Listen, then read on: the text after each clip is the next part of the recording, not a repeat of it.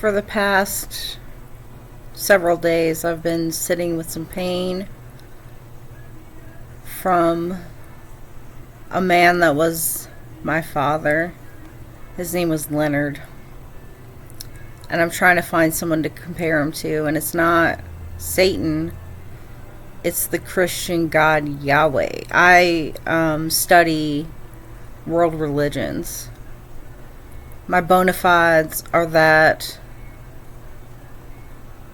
I have a baccalaureate degree rolled up in my closet, and I'm a teacher. I teach the sciences and mathematics.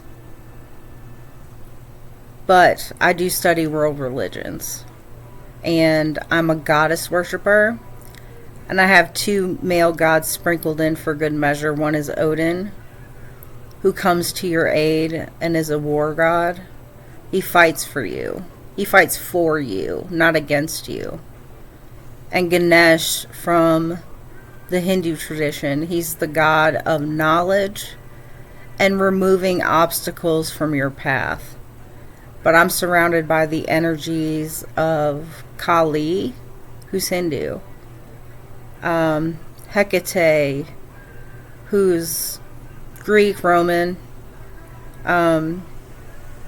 They're from all different traditions. Guan Yin from China, the goddess of mercy. She helps you and listens to you.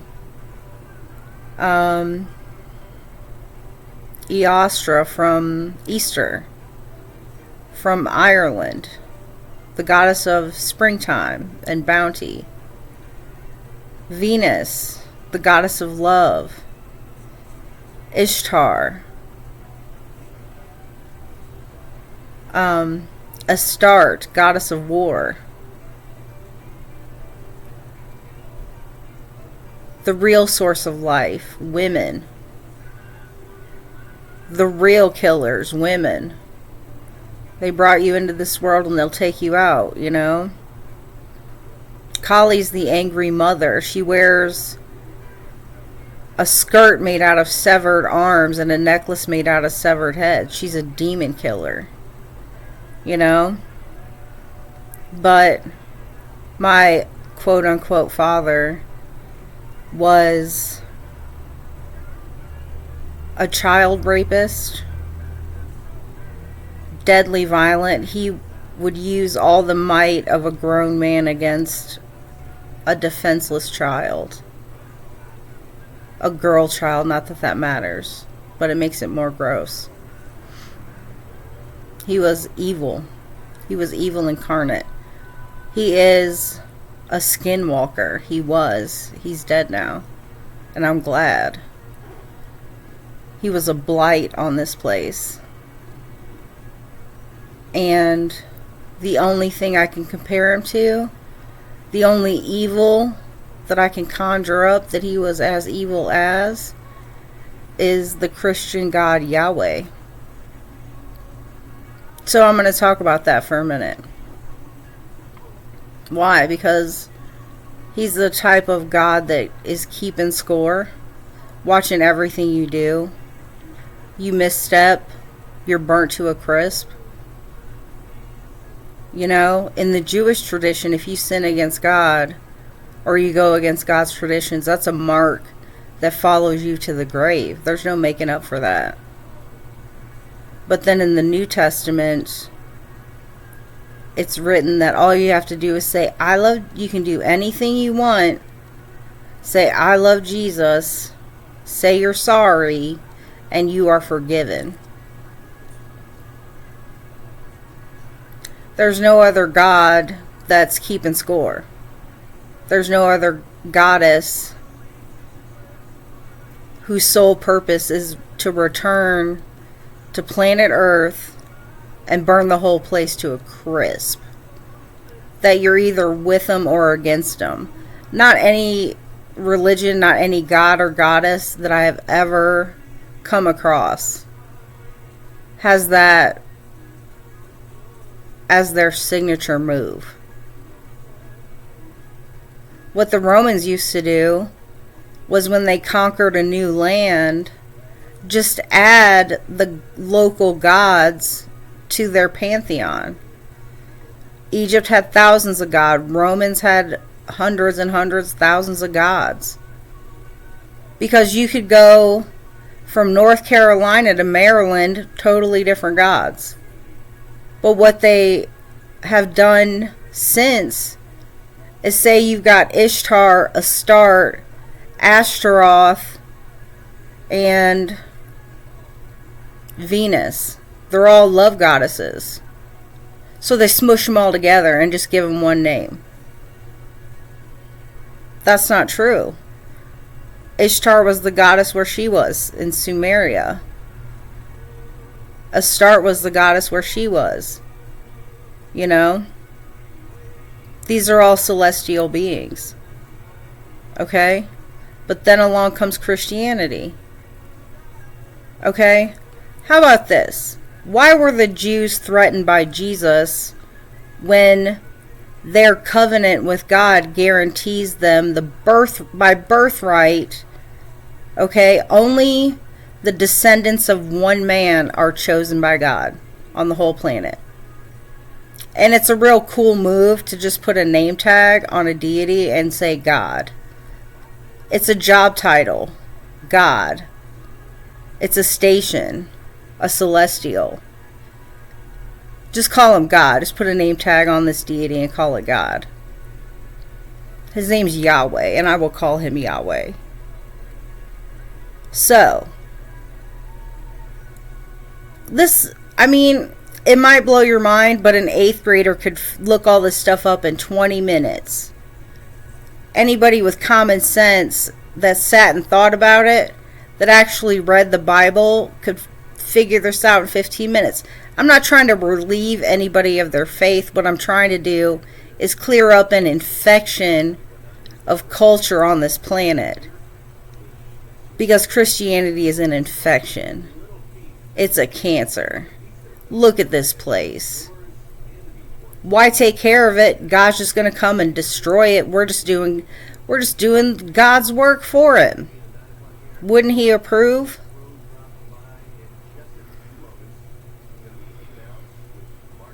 So, you're either with him or against him. Either, you believe in him, or you're going to die.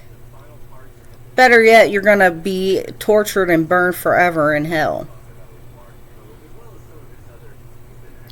Did you know that hell is not specifically mentioned in the Bible? Did you know that it's actually, in a real translation, it's mentioned 14 times. 13 of those refer to a valley in Jerusalem. And one of them, in the original translation, is called Tartarus, which is a Greek word for Hades. Only once, and that's in Peter. That the concept of hell was actually for the fallen angels only. The King James Version mentions hell 54 times. Why is it mentioned 14 times in more accurate translations, but 54 times in the King James Version? The King James Version was written in 1610. It was published in 1611.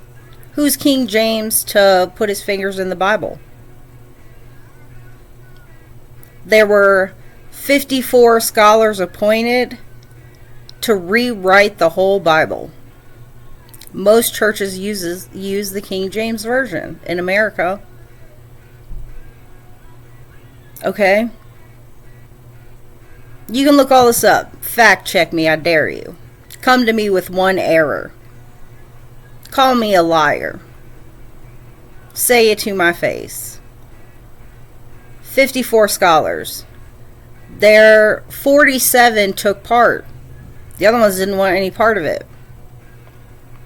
In Cambridge, Oxford, and somewhere else, there were 6 committees of those 47 men. And they rewrote the entire Bible to their taste. To, What are the bona fides of those scholars? You could look them up.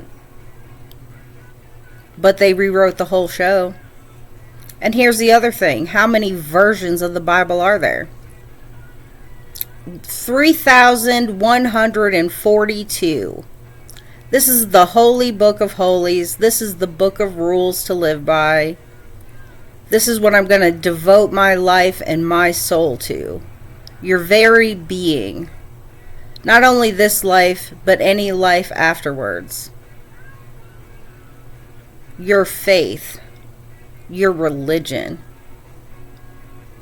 Who wrote it? Who wrote the Bible? Tell me a fact about it, Christians.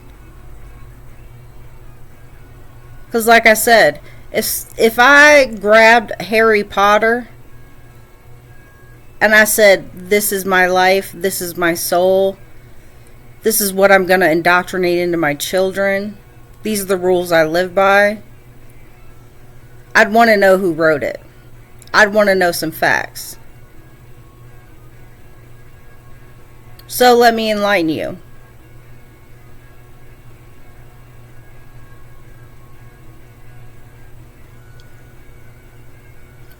The New Testament was more than 50% of the books. There's 27 books in the New Testament. I'm not going to go into Judaism because that's a separate thing. Even though everything in the Bible is based on Judaism. There's 27 books of the Bible. 14 of them were written by Paul. Who's Paul? The Apostle Paul. Okay, how many apostles were there? 12, right? There are 12 apostles. Did you know that Paul appointed himself the 13th apostle? There was no Apostle Paul. There's an Apostle Peter, formerly known as Simon. Not one single of Jesus's real apostles wrote a book, a single page of that book. His actual students, the 12 that he chose to go into the world, he said, don't even bring an extra tunic. Take your shirt and your shoes. If you're not welcome in a town, shake the dust off your sandals. That means keep walking. Your teachers. Okay? Not one single word was written by any of those guys. Paul is Saul of Tarsus. Saul of Tarsus, in roughly sometime after 36 AD. Jesus died in 33. Okay? Jesus died in 33. After year 36, 37, 38. Okay? After Jesus is dead. Saul of Tarsus, let me tell you a little bit about Saul. He was a rabbinical scholar. A scholar of Jewish law. So he thoroughly, concretely believed in the Torah. He was Jewish. Okay? What's threatening about Christians to Jews? Jews don't evangelize. They don't try to convert souls. Because Judaism is a birthright. Why would they be threatened? When did religion become a competition with Judaism? Why would you kill a prophet? Why would you kill a magical man that's trying to make changes? Positive changes. Because with Christians, you got two types. You got people that walk in the footsteps of Yahweh and people that walk in the footsteps of Jesus. The ones that walk in the footsteps of Yahweh are destroying the planet. So let me get to the meat and drink of this. Saul of Tarsus was a Christian killer. He was a persecutor. He was a tent maker. He was a rabbinical scholar, and he was a rabbinical spy. You can look it up. He was a spy. And his job was to search and seize Christians, tie them up, run them back to town, and drop them off to be killed. He was a Christian killer. He had a hand in making the first Christian martyr, Saint Stephen. Saint Stephen was killed in year 36. He was stoned to death. And the guy that signed off on it and okayed it was Saul of Tarsus. So sometime after that was when he saw Jesus on the road to Damascus. All this is verifiable. Look it up. And I will call him Saul of Tarsus because that's his name. He saw Jesus on the road. Jesus said, "Why do you persecute me?" Struck him blind. Some other guy in town cured him of his blindness 3 days later. Then cue the following events. Saul of Tarsus appoints himself the 13th apostle.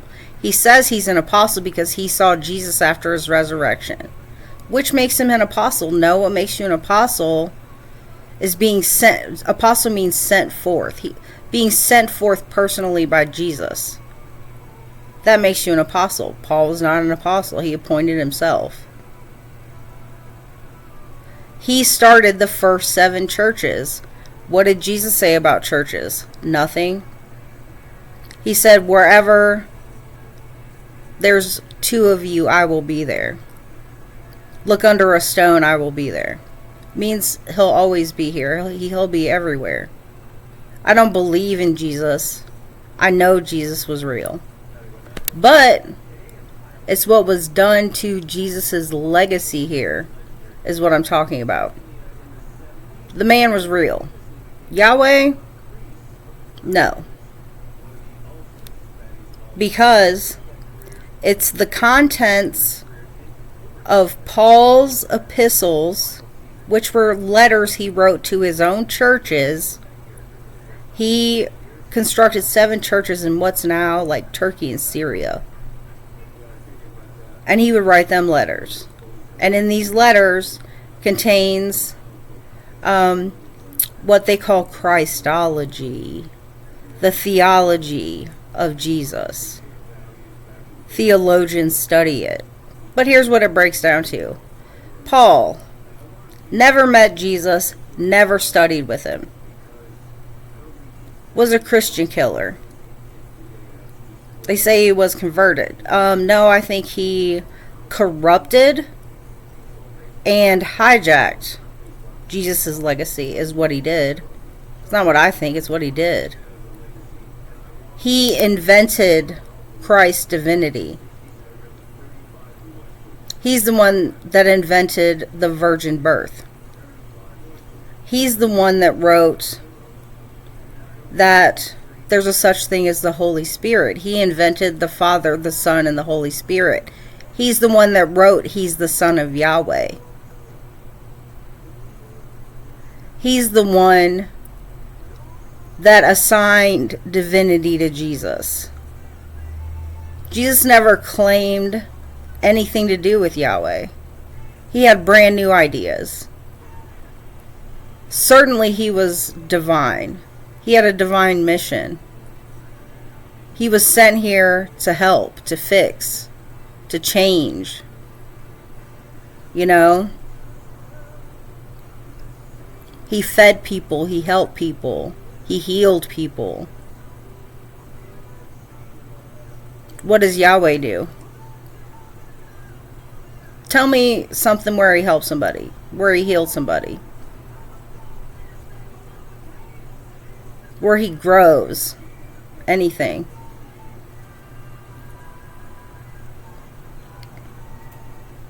You know, go study who authored the Torah and when. It's a bunch of baloney. That he chose one man and only his progeny to be saved. Okay? So Paul has invented this entire shenanigans about Jesus being the Son of Yahweh. Okay? So what does that do? It gives credit for Jesus to Yahweh. Alright? The idea that Jesus died for your sins. Saul of Tarsus again. All this is traced back to one guy. Everything that talks about the life of Jesus, the book of Matthew, Mark, Luke, and John. They're all pseudo-epigraphical. That's what theologians call it. Pseudo, what does that mean? Fake. Epigraph, it's your name. Fake name. They were published under fake names. Look it up.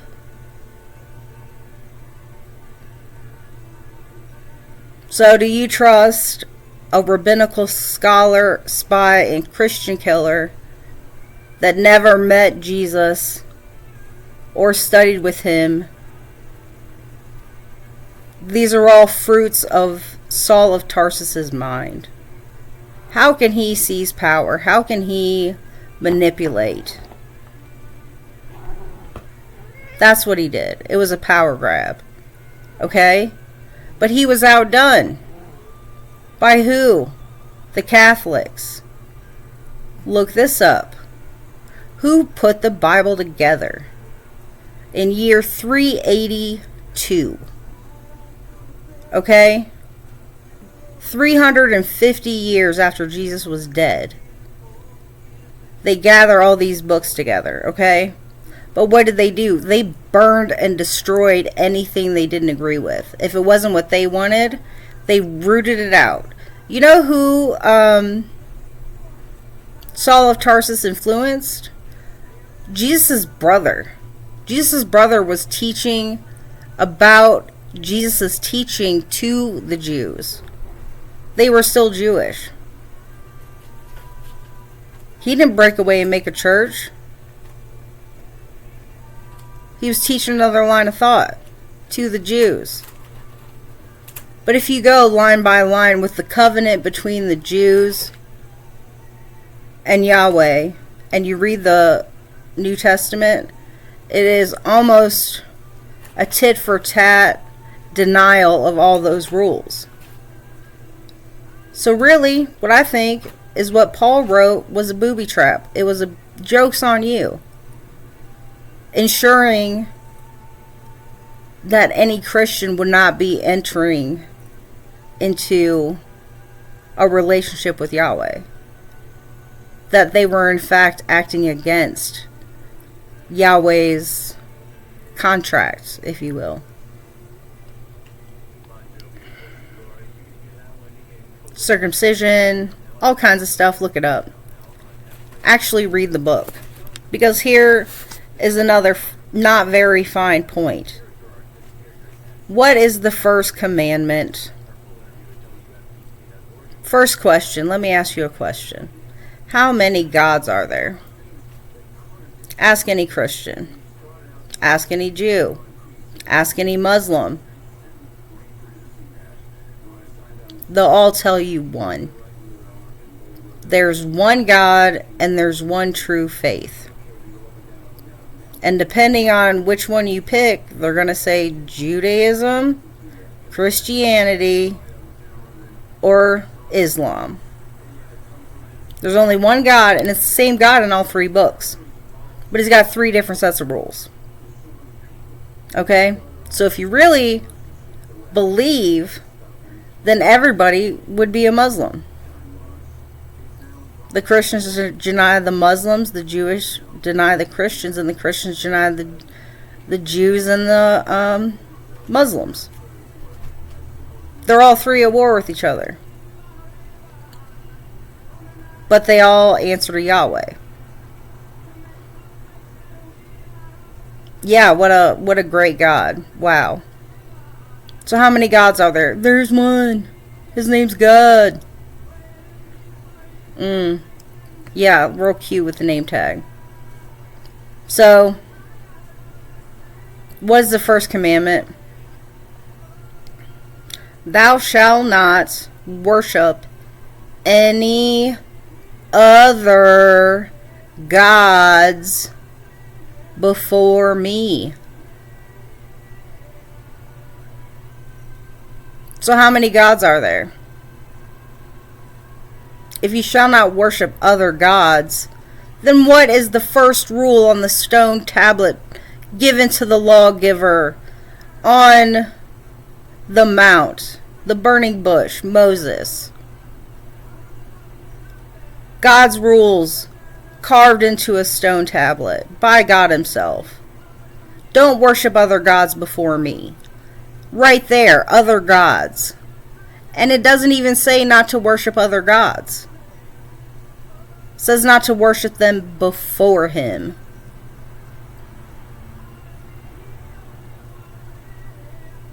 Worship him first. Because he's a weak little jealous piece of junk.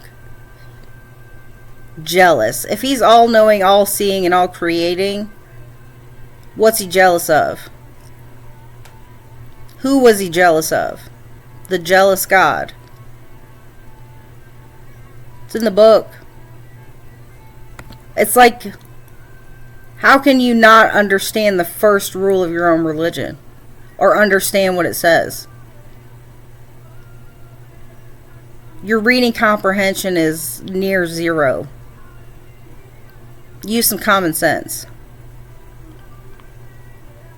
Like I said, just look up who wrote it. Matthew, Mark, Luke, and John. Fake, fake, fake, fake. 14 books. Saul of Tarsus. Fake. So that's 14, 15, 16. That's 18. There's only 9 left. I can't do all your homework. Look it up. The Bible was assembled in year 382 by the Pope Damasus I. Damassus. Google it. What are the bona fides of the man that accumulated the holy book? Well, they burned and destroyed any other churches that had sprung up. They destroyed any other holy books.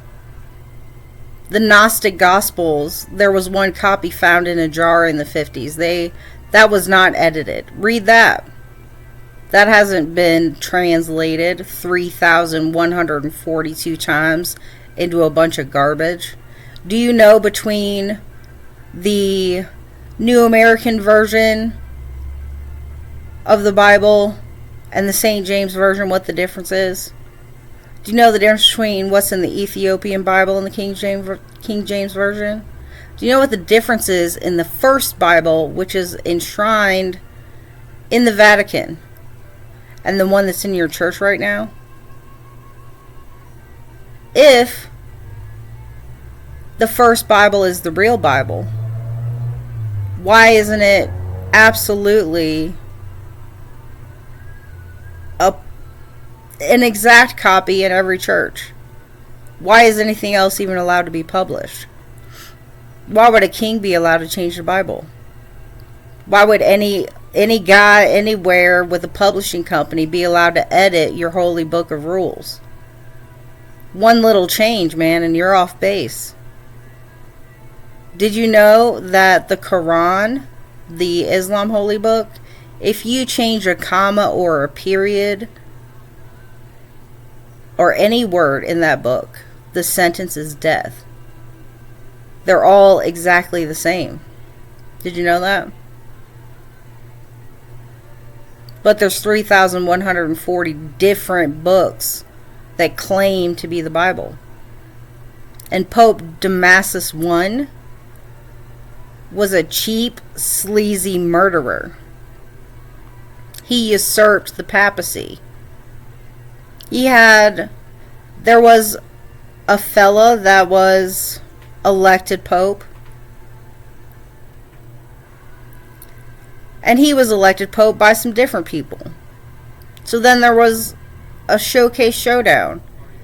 There were something like between 30 and 50 people hiding in this church, and he got a posse together, went and massacred every one of them.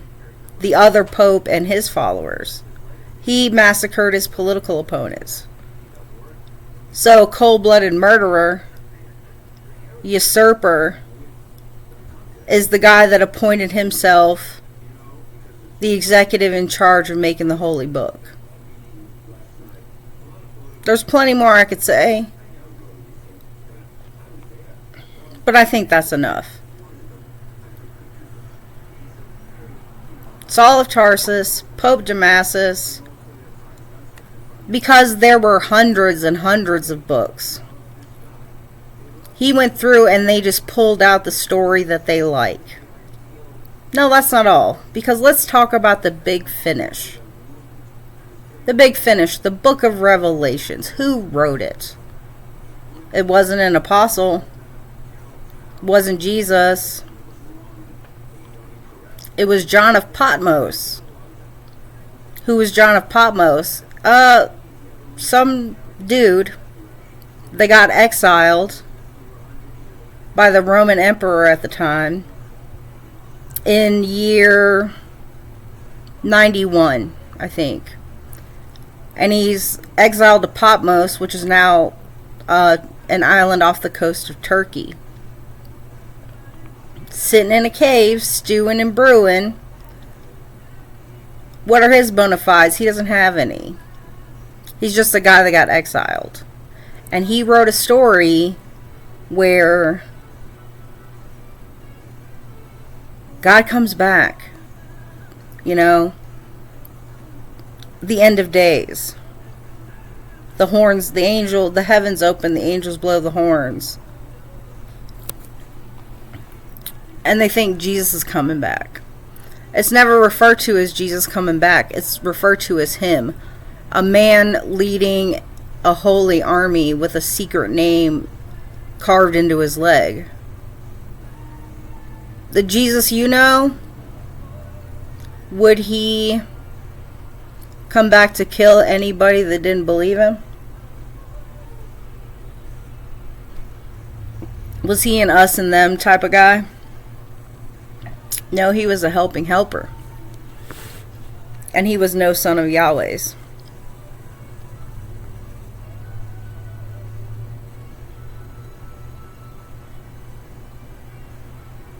That was all the fruits of Paul. So the book of Revelations. Let's talk about the 144,000, the rapture. Okay, every Christian is in a competition against other Christians to be the best Christian to be in this 144,000. Read the verses. It specifically states 12,000 from the tribe of Benjamin, 12,000 from the tribe of this, 12,000 from 12 Jewish tribes, every tribe except the tribe of Abraham. 12,000. It goes on to say virgin males from 12 Jewish tribes. So 12,000 virgin males from each Jewish tribe make up the 144,000. And they are referred to as the first fruits. What does first fruits mean? Appetizer? So, if the covenant is with Christians and not with Jews, why would 144,000 Jews be going to heaven? Joke's on you again. Your reading comprehension is garbage. You just change the meaning in your mind to mean yourself. And that you would be cool with following a God whose sole purpose and aim and solemn promise is to come thundering out of heaven in the us versus them battle. Okay, there's about 8.1 billion people on the planet. About 2 billion of those are Christian. And even among those, who's going to make it and who's not going to make it? Right? That's the way these people think. That there's literally 75% of humans on the planet are going to roast.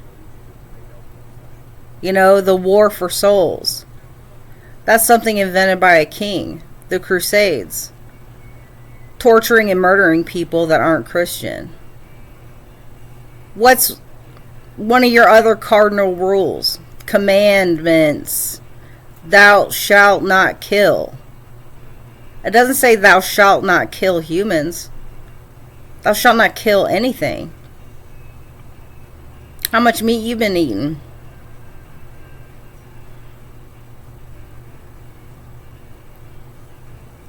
Did you never think of that? So, Christianity is 100% a load of hokum. Paul is the fall of humanity. Because through war, bloodshed, missionaries, Christian governments, throughout the years, the past 2,000 years, you know, Protestantism, protesting Catholicism. So if you're not a Catholic, I mean, are you in the true faith? What Bible are the Catholics using? Between this church and that church, it's not the same.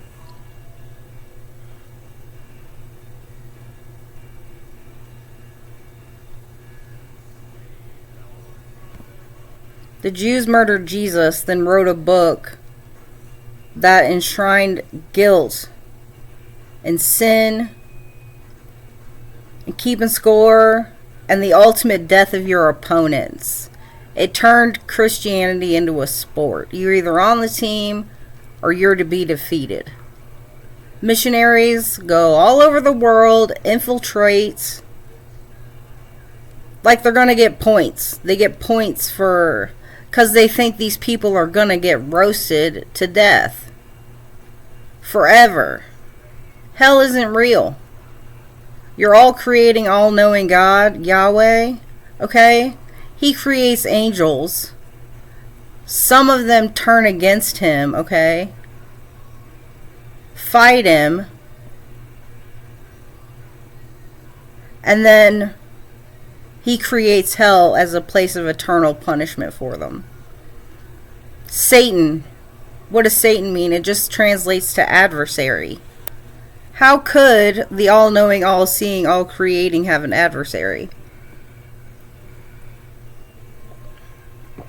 If he has his own creation, his angel, step to him and say, up yours, I do what I want, I defy you, why doesn't he just snap his fingers and vaporize them? If he can make it, he can unmake it. He can destroy everything.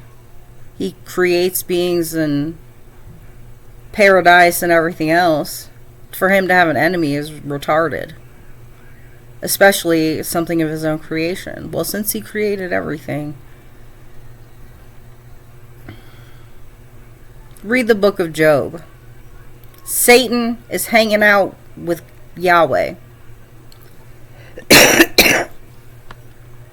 And says, Job, your number one adherent, your number one fan, your best worshiper, the best Christian on the planet, I bet you can get him to break faith.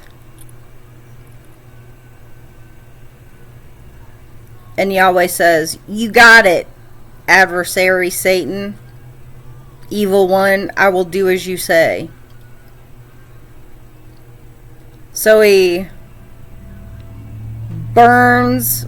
Job is flourishing, right? He's got great crops, great cattle, great sheep, great kids, great wife, great life, great house, plenty of land. So he proceeds to burn the house down with Job's entire family in it, leaves one child alive to run screaming to the father to say everybody's dead. Job does not break faith. Then he proceeds to destroy all of his livestock. Did he break faith? Nope. Destroys his crops. Does he break faith? Nope. Destroys his fortunes. Destroys everything. Destroys Job. But leaves him alive in misery. Congratulations.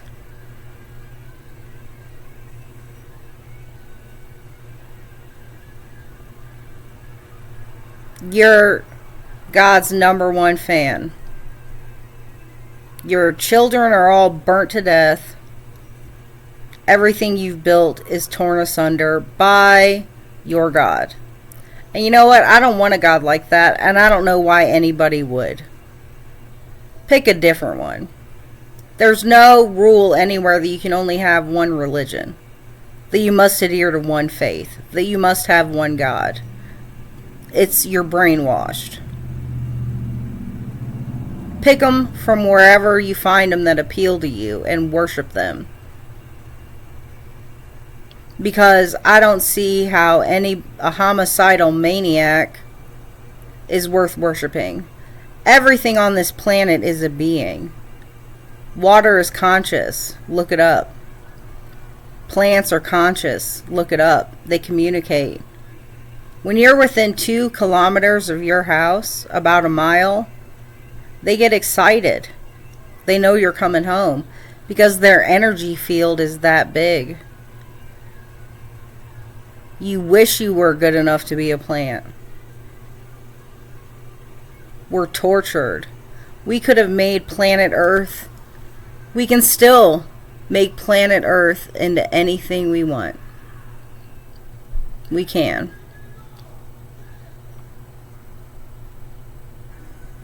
We've created a life of suffering, and we did that ourselves to ourselves. And it's because of that book. Ancient civilization. We treat it like a dream. Egypt, that was all real. Rome, that was all real. You can still go look at their gorgeous architecture. They didn't have anything like we have now. They did all that by hand. They would spend 100 years building one building. We could do that in 3 months. But what do we make? Little ugly crappy box houses. Everything's a box. Nothing's crafted. Nothing's done with care. Everything's as fast, as cheap, and as cheap as you can get it. Because money's number one. You're pounding on your Bible, and you're selling yourself cheap and everybody else. Our lives are trash to you because everybody's life is trash to you except your own life. Because everyone is your enemy. How many strains of Christianity are there? Episcopalian, Lutheran, Nazarene, Catholicism, and even within Catholicism, that's schisms. Baptist, schism. Protestants, schism, schism, schism. You're all convinced you're right. But as you can see, the actual text itself has got so many holes in it, it wouldn't hold a drop of water. It's all hat and no cattle.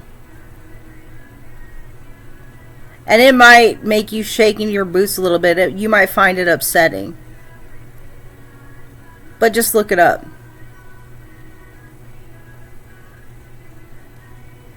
A true creator would be dedicated to the love, the thriving, the growth, the lushness of this paradise, of this planet that we're on. Every ear of corn has the seeds for 200 ears of corn. One tomato seed contains an infinity of tomatoes. One corn seed contains an infinity of corn. One woman, when she's pregnant with a girl child, that girl child already has enough eggs to produce thousands of children. We can't literally produce thousands of children, but she's got thousands of eggs. The woman has thousands of eggs, and her baby, before it's even born, has thousands of eggs. You take your one tomato seed, you plant one tomato plant. How many tomatoes are you going to get off that plant? How many seeds are in those tomatoes? 300 each. You're going to get 30 tomatoes. That's 9,000 tomato plants. You plant 9,000 tomato plants. How many tomato plants do you have then? Millions. You take one kernel of corn.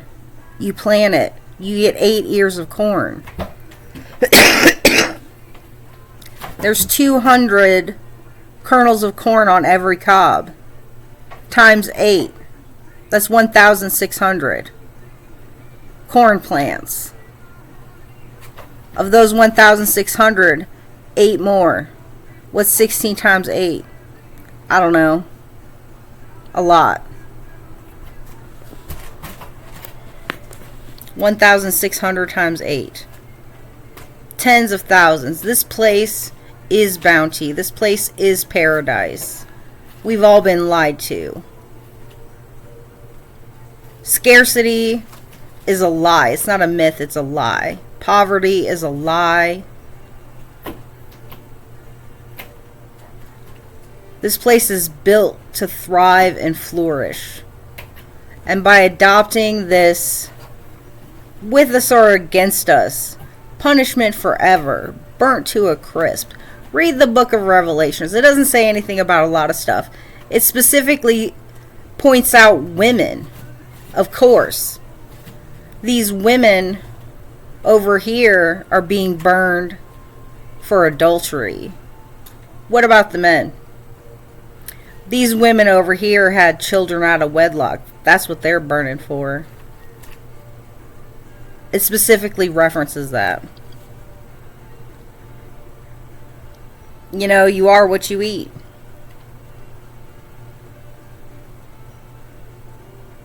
And Christianity is a cancer and a lie. Jesus was not the Christ. He was supposedly the Jewish Messiah, but they reject that because they murdered him.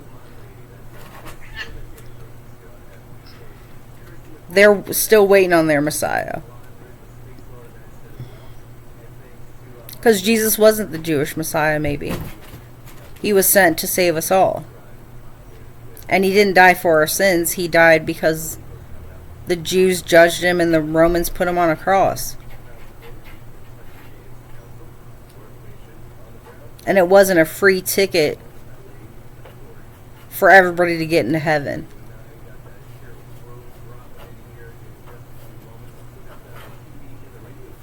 When Jesus was on the cross, he said, "Why have you forsaken me?" Because he was Jewish. Yahweh was God to him. So even as a God to Jesus, Yahweh fails. He flunks out of class. It's all an invention of Saul of Tarsus. And it's all in those epistles. The 13th apostle, which you've never heard of. Start there and just follow the thread. You can find all this out in 20 minutes of research.